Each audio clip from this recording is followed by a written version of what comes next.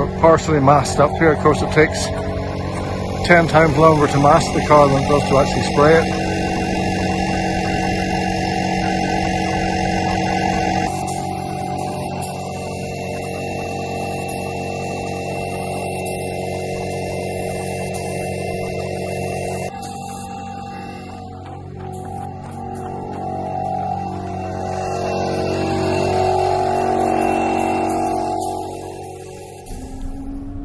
Harry, good afternoon. Hi Mark. We're down at Goodwood for a sprint meeting. It's the 20th of April, and on the 24th of April you're going off to do something rather special. I am, Mark, yes. I'm going to Ukraine. You might see it over my shoulder in the background, the Jeep, which a few days ago was red, but we've now painted it green because that's the way the Ukrainians like them, in matte green, for fairly obvious reasons. Red isn't the ideal colour if it ended up on the front line. But the Jeep is absolutely packed with medical supplies. We've got bandages, syringes, all sorts of stuff. Lots of it's donated, so it's all repackaged in cardboard boxes, so it's hard to know exactly what's in there, but it's lots and lots of medical supplies. So we're leaving on Wednesday the 24th, one night in Germany, next night in Poland, and then in Poland we're met by the Ukrainians, and then we all go in a convoy across into Ukraine, and we spend one night then in Lviv in western Ukraine. So who's we? The charity that I'm working with is called Pickups for Peace.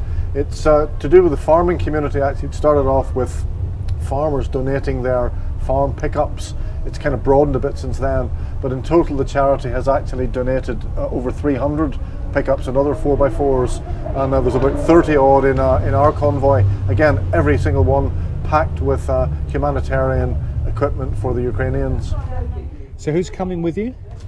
I'm been accompanied by a very long-standing friend of mine, Darek Kubik. He's Polish, so since part of the trip was actually going through Poland, and since Poles are obviously very engaged with the whole thing, he was the appropriate person to ask.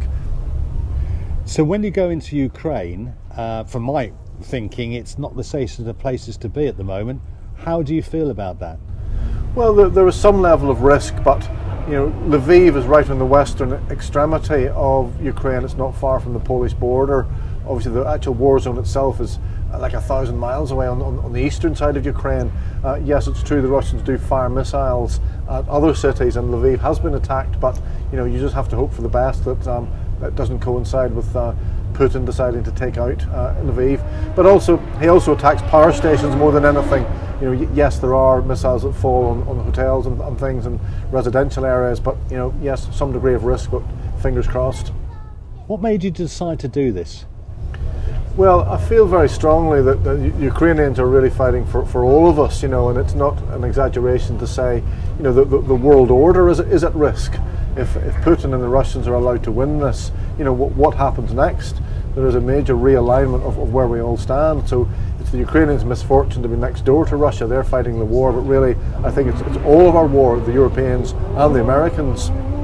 So you're doing this for a charity, Yep. and you're fundraising through Just Giving. Just Giving. Okay, we'll put the details at the end of the film. Let's have a look at the car and see what you've got in it, if we may. Yep. So this is a 2016 Jeep Renegade, which I'm donating. It was my own car, but I'm donating this, and we will be flying back from Poland, leaving the car and all of its contents there. So it's hard for me to say exactly what's in all of these boxes, but you know, it is sundry medical supplies. And this one here, when I was loading up the car yesterday, it really brings it home to you. When you pick up a box that says bandages, and you just think, well, that's really going to the front line, that's really actually going to be doing some good. So this actually is a second charity, Pickups for Peace, sort of collaborate with them. They gather up stuff in the southeast of England, in Bexhill. So I went down to Bexhill yesterday and picked all of this stuff up. I've got a load more medical supplies that I've bought with the funds that I've raised through Just Giving that are going to go in there, and I'm not sure exactly what size they're going to be, so whether I can actually take all of those 8 boxes, I'm not sure. One of the things that's in demand as well is wipes for hygiene reasons on the front line. Obviously the soldiers aren't able to wash or have showers, so big demand for wipes.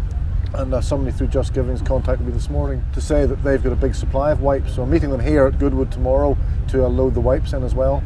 Yeah, Lorraine, my wife, and I masked the car all up before we sprayed it, and I've just noticed that we've forgotten to take the masking off, the little light that sits over the top of the number plate, but luckily luckily I've noticed that, so I'll take that off now. It's interesting to know how it's going to be used on the front line, what it's actually going to do out there, but yeah, obviously it's right-hand drive, which isn't what the norm is in Ukraine, but I guess they've got used to that by now. Yeah, as the expression needs must when the devil drives. Yeah. Yeah. Gosh. So yeah, some people have complimented me on our paint job. I'm not sure if I'm going to get a job in a body shop when I come back. Well, it looks the part. Yeah, brilliant. Well done. Very, very good. Thanks, Harry. No problem.